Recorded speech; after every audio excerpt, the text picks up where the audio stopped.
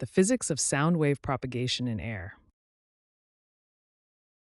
Sound is a form of energy transmitted through longitudinal pressure waves. When an object vibrates, such as a tuning fork, it creates disturbances in the surrounding air. These vibrations push against nearby air molecules, creating areas of higher and lower pressure.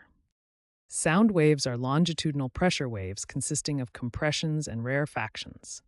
Compressions are regions where air molecules are pushed closer together, creating high-pressure areas. Rarefactions are regions where molecules are spread apart, creating low-pressure areas.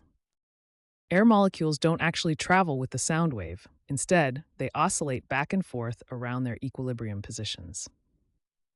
The air molecules oscillate back and forth, transferring energy to adjacent molecules without traveling far from their original positions.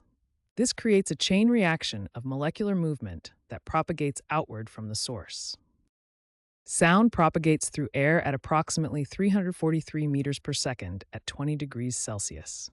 As the wave travels outward from the source, it forms expanding pressure variations that move at the speed of sound.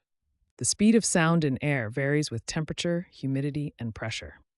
These factors change the density of air, affecting how quickly sound waves can propagate through it. These pressure variations travel through the air until they reach our ears. When sound waves reach our ears, they cause our eardrums to vibrate. These vibrations are converted into electrical signals that our brain interprets as sound. Sound is a complex physical phenomenon that begins with vibration, travels as pressure waves through air, and ends with our perception. Let's examine how various factors affect sound transmission through air. Distance significantly affects sound transmission. According to the inverse square law, sound intensity decreases as the square of the distance from the source. When you double the distance from a sound source, the intensity drops to 1/4 of the original. This is why sounds become much quieter as you move away from them. Air density plays a crucial role in sound transmission. Sound travels through a medium by transferring energy between particles. In denser air, molecules are closer together, allowing sound to propagate more efficiently with less energy loss. At higher altitudes or in less dense environments, sound transmission becomes less efficient. Temperature gradients in the atmosphere can dramatically affect how sound waves travel. When sound moves from warm air to cooler air, the waves bend or refract. This phenomenon can create acoustic shadows in some areas while allowing sound to be heard clearly at unexpected distances. It's why you might hear distant sounds better in the early morning when cool air is near the ground with warmer air above. Humidity, the amount of water vapor in the air, significantly affects sound transmission, especially at certain frequencies.